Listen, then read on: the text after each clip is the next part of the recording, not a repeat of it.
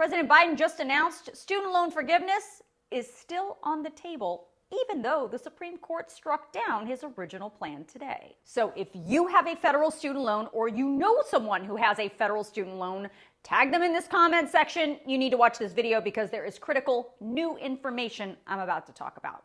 I'm also going to be emailing all of these new official government documents out about these plans tonight in my Newsgirl News Roundup email, so make sure you are signed up for that. Now to the programs. I'm going to explain each of them in detail, but overall, one is a new student loan forgiveness program. Another, the White House says, is the most affordable repayment plan ever created.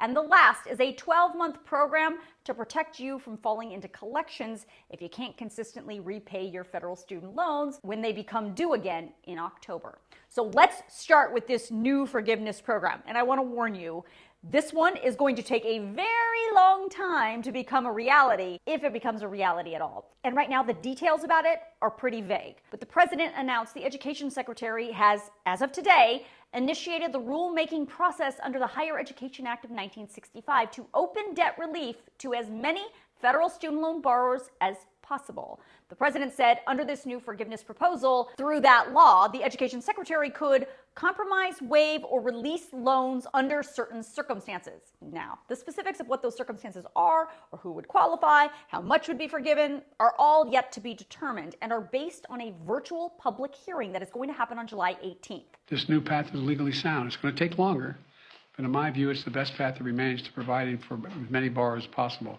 with debt relief. The second program is this new income-driven repayment program that I've actually been telling you about since January. Today, the Biden administration finalized what they're calling the SAVE plan. All student borrowers will be allowed to apply for this repayment program if they have an undergraduate student loan. This program would limit the amount a borrower has to pay per month to 5% of their discretionary income instead of the current 10%. To qualify for $0 monthly payments, you would have to be making the equivalent of a $15 an hour minimum wage for a single borrower. And if you have an original federal student loan balance of less than $12,000 and you've made 10 years of payments instead of the current 20 years of payments, that loan will be forgiven. So if you qualify for this program, the portal to sign up will be available this summer. And lastly, the president announced what he calls an Onramp program for all the borrowers who will have to start repaying their federal student loans in October.